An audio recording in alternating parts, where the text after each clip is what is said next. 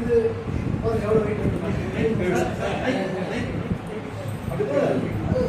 கேட்குது இல்லை யோசிச்சு பாருங்க. எந்த விவசாயிக்கு தேவையில்லை சொல்லு, எந்த விவசாயிக்கு இது தேவையில்லை?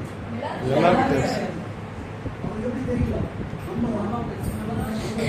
அவருக்கு ஒரு வாழ்க்கை, நமக்கு ஒரு வாழ்க்கை, எல்லாரும் சேர்ந்து நல்லா இருக்க போறாங்க. இதுக்கு யோசிச்சு உட்காந்துருக்கீங்க. வாடா வெட்டலாம் குத்தலாம்னா ஓடுறதுக்கு ரெடியா இருக்கீங்க.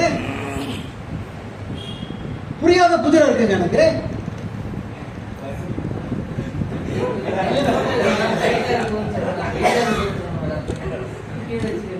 காய் வந்து இன்னும் 15 கிலோ, இன்னும் 10 நாள் கழிச்சுலாம் நம்ம அறுத்துருக்கணும். இன்னைக்கு சார் ஆம்பூர் வராது. காணிக்கா கொடுங்க. இப்ப அதுக்கு வர சொல்லிட்டாங்க.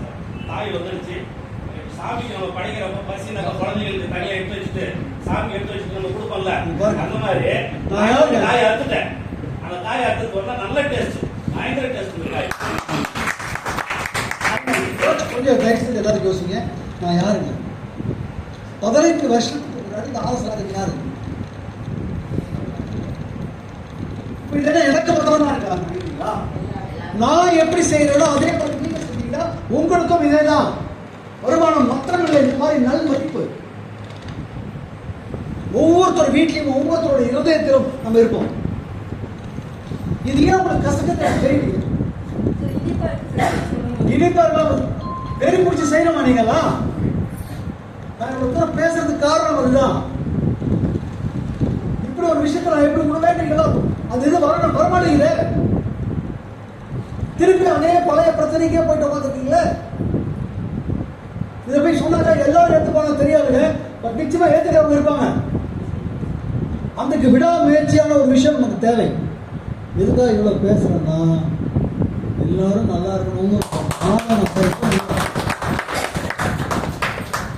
எவ்வளவு கஷ்டப்படுறீங்கன்னு தெரியுதுங்க. ஓகேங்களா?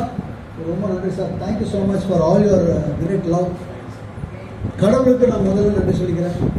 என்ன ஒரு கருவியாக பயன்படுத்தி இப்பேற்பட்ட விஷயத்தை நம்ம இது பண்ணி thank you so much, thank you so much. And உங்களுக்கு மிகப்பெரிய வெற்றிகளும் மிகப்பெரிய உங்களுடைய டீமுக்கு வரணும்.